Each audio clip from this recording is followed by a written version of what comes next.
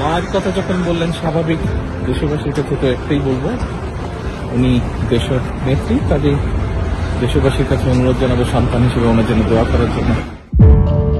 মায়ের সেবায় প্রতিদিন স্ত্রী ডক্টর জুবাইদা রহমান সহ হাসপাতালে হাজির হচ্ছেন বিএনপির ভারপ্রাপ্ত চেয়ারম্যান তারেক রহমান।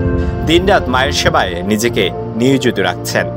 বাসার রান্না করা খাবার নিজ হাতে নিয়ে আসেন হাসপাতালে, সঙ্গে পরিবারের অন্যান্য সদস্যরাও থাকেন। এদিকে পরিবারের সংস্পর্শ পেয়ে খালেদা জিয়া এখন অনেকটা উজ্জীবিত। তার স্বাস্থ্য উন্নতির দিকে যাচ্ছে। হাসপাতালে হাঁটাচলা করছেন, কথা বলছেন সবার সঙ্গে। প্রতিদিনের মতো 12 জানুয়ারি রোববার হাসপাতালে আসেন বিএনপির ভারপ্রাপ্ত চেয়ারম্যান তারেক রহমান।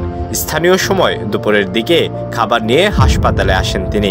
এই সময় উপস্থিত সাংবাদিকরা কথা বলতে চাইলে তিনি বলেন, সবাই সবার জন্য দোয়া করি। এরপর রাত 11টায় বের হন হাসপাতাল থেকে। এই পুরো সময়টা মায়ের পাশেই থাকেন তারেক রহমান।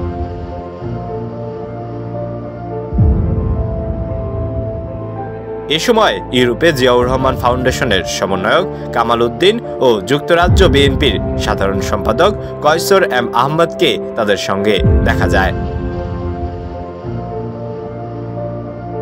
এদিকে পুরোপুরি চিকিৎসা শুরু না হলেও লন্ডন হাসপাতালে ভর্তির পর বিএনপির চেয়ারপারসন খালেদা জিয়ার স্বাস্থ্যের আশাব্যঞ্জক উন্নতি হয়েছে। বিএনপির চেয়ারপারসনের ব্যক্তিগত চিকিৎসক ও দলের স্থায়ী কমিটির সদস্য ডক্টর AZM জাহিদ হোসেনকে উদ্ধৃত করে যুক্তরাজ্য বিএনপির যুগ্ম সাধারণ সম্পাদক খসরুজ্জামান খসরু গণমাধ্যমকে এ তথ্য জানান। আলোয়ান খান, ঢাকা প্রকাশ।